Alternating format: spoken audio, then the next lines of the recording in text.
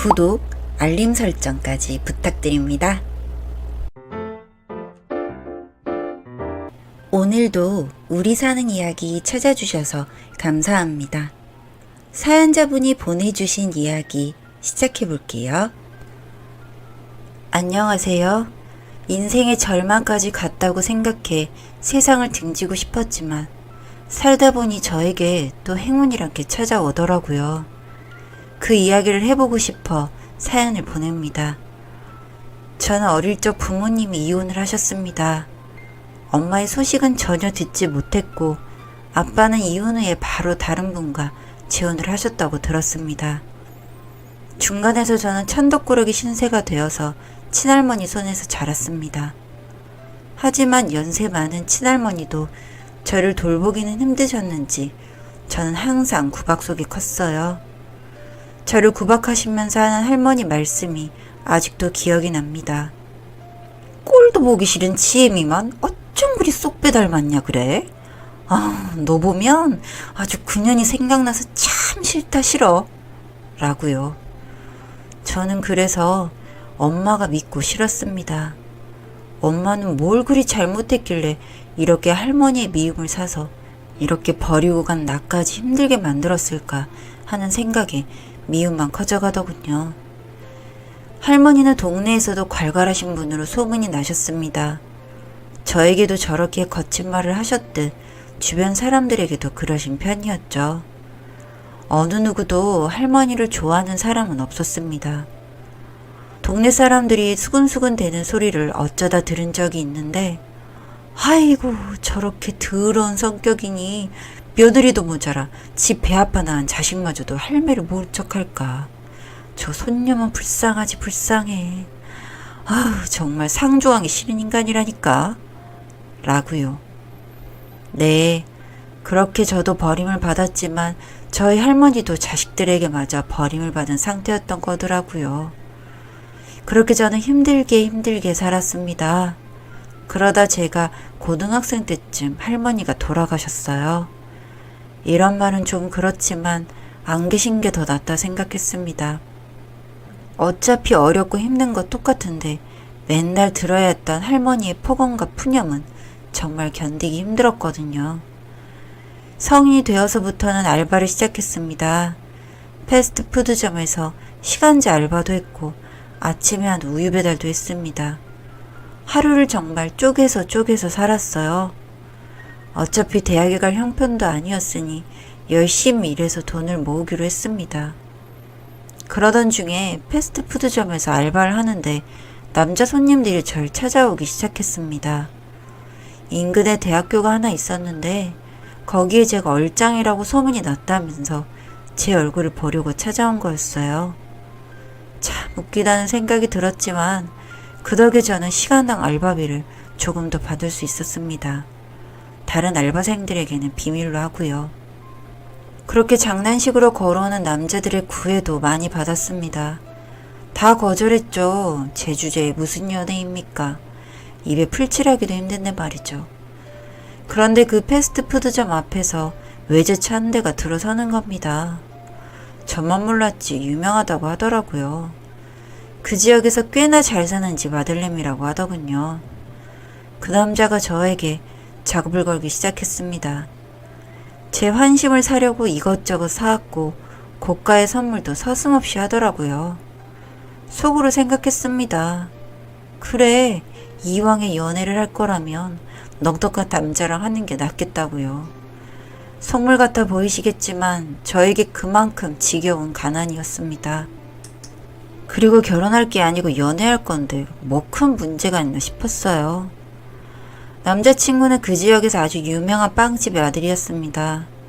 지역뿐만 아니라 타지방에서까지도 이 빵을 사 먹기 위해 줄을 설 정도였으니 정말 많이 벌었겠죠. 저도 그 가게에 갔을 때 길게 줄은 선 사람들을 보고 꽤 놀랐으니까요. 그렇게 어릴 때부터 부유하게 자라온 남자는 씀씀이도 다르고 그렇더라고요. 몸에 밴 매너도 좋은 편이었죠. 그런데 문제가 생겼습니다. 제가 임신을 하게 된 거예요. 그렇게도 조심을 했는데 이런 일이 일어났고 남자에게 고백을 했죠. 임신했는데 같이 병원 가고 싶다고요. 보호자만 되어달라고요. 그런데 이 남자가 저에게 덜컥 프로포즈를 해오는 겁니다. 그 아이를 낳아서 자기와 같이 키우자고요. 우리 결혼하자고요. 말이 안 되는 이야기라고 생각했지만 그 남자의 든든한 그 한마디에 마음이 녹아 그러자고 했습니다. 그렇게 인사를 드리러 갔죠. 물론 저희 둘은 밀가루 한 포대를 얻어맞고만 나왔습니다. 반대의 이유는 뻔하죠 뭐. 애미애비가 누군지도 모르는 애를 며느리로 드릴 순 없다는 거였죠. 임신까지 해왔으니 더욱더 정떨어지다는 듯 말하더군요. 못 배워서 그런가 평범한 아가씨들은 안 하는 짓까지 해서 왔다고요. 온갖 모멸감이 드는 이야기를 다 들었던 것 같습니다. 그냥 시댁에서 저의 존재는 지렁이보다도 못한 존재였죠. 하지만 뱃속에서 크는 아이와 제 손을 꼭 잡고 믿음직스러운 눈빛을 보내는 남편을 믿고 그렇게 밀어붙였고 자식 이기는 부모 없다면서 그렇게 허락하셨습니다. 그리고 그 이후 저의 고난은 시작이 되었죠. 저는 그 집에 일꾼으로 들어갔으니까요. 남편은 빵집 카운터에서 결제를 할 때 저는 빵을 만들 때 필요한 물품들을 정리하고 나르는 일을 했습니다. 뱃속에 아이가 있든 말든 그런 건 중요한 분들이 아니시더라고요. 제 시댁이. 그렇게 다리가 퉁퉁 붓게 일을 했습니다. 제 돈도 아닌데 줄을 서서 빵을 사러 온 인간들을 보면 너무 싫더라고요. 나만 이렇게 힘들게 하는 것 같아서 말이죠. 그렇게 만사까지도 일을 했습니다. 그렇게 출산을 하고 나서야 그나마 저에게 쉬는 시간이 주어지더라고요. 그리고 그 즈음에 시부모님도 저에 대한 마음이 좀 풀렸던 것 같습니다. 제가 낳은 손자가 어느 누가 봐도 너무 잘생겼었거든요. 동네 이 사람 저 사람에게 제 아이를 자랑하기 바빴습니다. 그렇게 제 인생이 좀 나아지나 싶었어요. 그런데 의외의 곳에서 터지더군요. 바로 그렇게 믿었던 남편에게 문제가 생겼습니다. 빵집에서 일하는 여자 알바생과 바람이 났더라고요. 그걸 저만 몰랐고요. 그 여자 알바생은 서울에서 나름 좋은 대학교를 졸업하고 취업하기 전에 잠깐 이곳에서 아르바이트를 하는 것이었고 시어머니와 이 여자 알바생의 엄마와 아는 사이였습니다. 저만 몰랐을 뿐 이미 이 여자 알바를 들일 때부터 그 어머니들 사이에는 서로 이야기가 오고 갔었나 보더라고요. 네, 아무래도 워낙에 돈을 좀 가지고 있는 집안이다 보니 여자가 있던 말던 크게 상관 안 했나 보더라고요. 그렇게 저는 멍청하게도 아이도 뺏기고 남편도 뺏겼습니다. 그 여자에게 빠진 남편은 아주 냉정하게 저를 버리더군요. 나에게 부모가 없다는 것이 이때처럼 속이 아렸던 적은 없었던 것 같습니다. 나에게 부모님이 있었더라면 내가 이렇게 무시받고 아무것도 없는 애라고 이렇게 내쳐지지 않았을 텐데 하고 생각했죠. 그렇게 전 바보같이 누구 하나 도움 주는 사람 없이 그렇게 내쳐졌습니다. 뭐 하나 받고 나오지도 못한 채로 그나마 조금 모아두었던 돈으로 월세방 하나를 잡고 그 안에서 나오지 않았습니다. 그냥 하루 종일 울기만 했어요. 먹고 싶지도 않고 나 같은 것은 왜 쓸데없이 세상에 태어나 어딜 가나 천덕꾸러기 취급이나 받게 된 건지 그저 제가 살아있는 것이 억울하고 싫었습니다. 워낙 유명한 집안에 시집을 갖다 내쳐져서인지 저에게 관심 있는 주변 분들도 참 많으시더군요. 그래서 더욱더 밖에 나가기가 싫었습니다. 그렇게 한 두어 달을 그냥 그렇게 죽지 못해 살았던 것 같습니다. 그러던 어느 날이었습니다. 저에게 월세를 내주셨던 아주머니가 어떤 아주머니를 모시고 저희 집으로 오시더군요. 뭔가 했습니다. 이제 이 집에서까지 날 몰아내려고 하나? 하고 눈만 껌뻑이고 있는데 아주머니가 그러시더군요. 찾으시던 분이 이분인 것 같다고요. 그럼 이야기 나누시라고요. 그리고 나서 들어오는 아줌마를 바라보는데 그분이 뛰어와서 저를 와락 껴안으셨습니다. 미안해 아가야. 이제서야 내가 널 찾았어. 왜 이러시죠? 누구세요? 나는 널 낳은 엄마란다. 미안해. 미안해. 그렇게 그 아줌마는 저를 안고 한참을 울더군요. 저는 어안이 벙벙한 데다 몸에 기운이 하나도 없어 그저 안겨 있기만 했습니다. 묻지도 않았던 이야기를 그 아줌마는 혼자서 시작하시더군요. 내가 태어나기 전부터 나는 아주 지독한 시집살이에 시달리고 있었어. 나는 너무 힘들어서 어디 가서 죽고 싶을 정도로 할머니는 나를 못살게 굴었단다. 그래서 내가 뱃속에 있는데도 불구하고 아빠에게 제발 이혼해달라고 빌었다. 아빠 없이 커야 하는 너를 생각할 겨를도 없이 나는 우선은 내가 살아야만 했어. 매일같이 계속되는 폭언과 정신적으로 육체적으로 괴롭게만 하는 할머니 밑에서는 너를 지킬 수도 없다는 생각이 들었거든. 그런데 아빠는 이혼을 안 해주더라. 그랬겠지. 네가 생긴 것을 알고 아빠는 가정을 지키고 싶어 했거든. 하지만 엄마는 그럴 수가 없었어. 아빠는 그럼 널 낳아주고 이혼을 하던 말던 하라고 하더구나. 그래서 나는 죽을 힘을 다해 너를 낳았다. 그리고 널 키우느라 1년은 어찌저찌 버텨냈지. 그런데 우울증이 너무 심하게 왔고 정말 이러다 미쳐 돌겠구나 싶어서 아빠에게 이혼하자는 약속을 이제 지키라고 했어. 그리고 널 두고 나왔어. 미안해. 엄마가 그래서는 안 되었는데 너무 미안해. 널 좀 더 빨리 찾아오고 싶었지만 친할머니가 계실 땐 엄두가 나진 않았어. 그리고 나니 널 데리고 왔을 때를 생각해서 정말 성공하고 싶었단다. 그래서 이렇게 시간이 흘러버렸네. 우리 아가가 이렇게 힘들어하는지도 모르고. 정확히는 다 알아들을 수 없었지만 대강은 우리가 왜 이렇게 되었는지 알 수 있었습니다. 엄마를 만나게 된다면 증오심으로 힘들 줄 알았는데 참 이상하죠? 증오심은커녕 이제 세상에 나 혼자가 아닌 내 엄마가 있다는 것이 눈물 날 정도로 감사하고 감동스럽더군요. 그간의 미웠던 감정들은 언제 그랬었냐는 듯 사라졌습니다. 엄마는 저를 그냥 안아주셨어요. 그런데 그 품이 너무 편안했습니다. 그리고 그 안에서 저도 저의 지나간 이야기를 하게 되었어요. 엄마는 저를 아는 채 그 이야기를 들어주셨어요. 조용히 들어주시면서 등을 토닥여 주시는 엄마 품에서 정말 오랜만에 단잠을 잤습니다. 아침에 일어났는데 엄마가 안 계시고 저 혼자 덩그러니 누워있더라고요. 너무 놀랐고 내가 꿈을 꾼 건가 했죠. 그런데 한 번도 사용해보지 않은 부엌에서 엄마가 죽을 끓이고 계셨어요.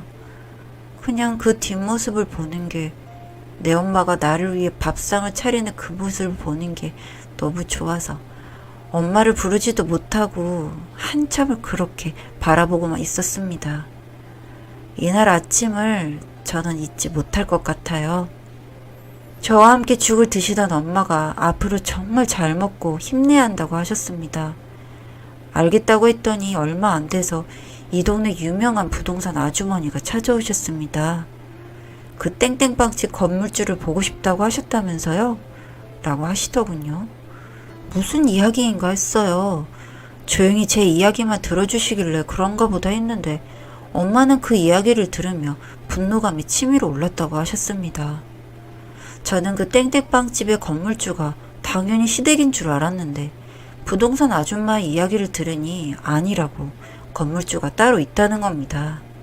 이 빵집이 잘 되기 전부터 이 가게를 시댁에서는 사고 싶어 했는데 이 건물주분이 절대 안 파셨다고 합니다. 그렇다고 이 지역에서 오랫동안 이 자리를 지켜왔던 빵집이라 다른 데로 옮길 생각도 못하고 매년 돈을 더 추가로 주겠다고 하면서 팔라고 해도 안 파셨다네요. 그러면서 부동산 아주머니가 그러시더라고요. 그 건물주에게는 자식이 있는데 아무래도 그 빵집을 그 자식이 하게끔 해주고 싶어 하는 것 같더라고요. 그랬더니 제 엄마가 그분을 꼭 만나게 해달라고 해서 어찌저찌 그분과의 만남이 성사되었습니다. 그런데 정말 놀란 것은 그 건물주분이 저희 엄마와 어릴 적 친하게 지냈던 분이셨던 거예요. 자신의 아버지에게 유산으로 그 건물을 받아서 자신이 갖게 되었는데 저희 시댁이 하는 짓이 평소에도 꼴보기가 싫어서 절대 팔지 않으셨다고요. 엄마는 그 건물주 친구분에게 저에 대한 이야기를 아주 상세하게 하셨습니다. 그분도 그러시더군요. 길게 말하지 않아도 그 빵집 며느리 내가 모를 것 같냐면서요. 그런데 그 며느리가 네 딸일 거라고는 생각을 못했다고요. 시세보다도 더한 금액을 주고서라도 엄마에게 팔 수 있겠냐고 물었더니 그 건물주분이 고민해 보겠다고 하시더라고요. 저희는 그분과의 만남을 뒤로한 채 그 땡땡 빵집에서 빵을 만드시는 제빵사분과 또 한 번 만나기로 했습니다. 건물주 아주머니의 도움을 좀 받아서 만날 수 있었죠. 혹시 연봉을 이 정도로 올려드릴 테니 우리와 같이 일해볼 생각 없냐 물었더니 그분은 돈을 더 준다고 하면 마다할 필요가 있겠냐 하시더군요. 그동안 시댁 식구들한테 질렸다고요. 그런데 제가 생각해도 금액이 어마어마하게 생겼는데 엄마는 너무 눈 하나 깜짝하지 않고 그 돈을 쓰려고 하시는 겁니다. 너무 놀랐죠. 엄마에게 생각보다 큰 돈이 들어갈 것 같은데 돈은 어떻게 마련을 하냐고요. 복수도 좋지만 너무 부담이 된다고 했죠. 그랬더니 엄마는 그동안 내가 성공하려고 노력했다고 했지? 엄마 돈 많아 아가야. 엄마가 서울에 올라가서 제일 먼저 시작한 일이 뭔 줄 알아? 엄마는 꽤나 잘 나가는 보험왕이었어. 그리고 정말 열심히 모았단다. 아마도 네가 생각하는 것보다 훨씬 상상 이상으로 엄마도 돈을 가지고 있을걸? 하며 웃어 보이시더군요. 전 그 말에 행복하기보다는 마음이 아렸습니다. 엄마도 그렇게 성공하기 위해 얼마나 고생을 했을까 하는 생각이 들어서였죠. 제가 세상 살다 보니 어떤 돈도 그저 벌어지는 건 없다는 걸 알았거든요. 그리고 하나하나 저희의 계획대로 되어갔습니다. 건물주 아주머니가 비싼 값이라도 저희에게 건물을 넘기겠다고 하신 거죠. 그렇게 저희는 부동산에서 받은 서류를 가지고 시댁 빵집으로 갔습니다. 엄마와 건물주 아줌마 그리고 그분의 친구들까지 다 같이 가게 되었죠. 그리고 가서 말했습니다. 여기서 당장 나가주셔야겠어요. 이곳은 앞으로 제가 운영하게 될 것 같거든요. 이 건물 비워주시기 바랍니다. 일주일 이내로 말이죠. 시어머니였던 여자는 코웃음을 치면서 어디서 가짜 서류 같은 거 들고 와서 미쳤냐며 저에게 손찌검을 하려고 했습니다. 한 대 때리면 맞고 경찰을 부를 생각이었는데 저희 엄마가 갑자기 뛰어드시더니 시어머니의 머리채를 잡고 흔들기 시작했습니다. 순식간에 땡땡빵집은 난장판이 되었죠. 빵 사려고 하는 사람들은 다 난리통에 나가버렸고 정말 그곳에서 남편과 그 바람난 년 그리고 시어머니와 그의 가족들까지 저희는 다 엉켜서 소리 지르고 싸우고 난리가 났습니다. 그렇게 한바탕 뒤집고 나서 건물주 아줌마가 말씀하셨죠. 나 이 건물 얘네들한테 넘겼으니까 이젠 알아서들 서로 해결 잘 하길 바래 하고요. 그러자 시어머니가 악다구니를 쓰면서 그렇게 팔라고 몇십 년을 말했는데도 안 팔더니 이제 와서 정말 미쳤냐? 내가 그걸 인정할 것 같아? 라고요. 인정 못하면 또 어쩔 건가요? 저는 저희 친엄마라고 소개하고 이 건물도 내 것이 확실하니까 일주일 이내로 짐 안 빼면 싹 다 부술 거라고 말했습니다.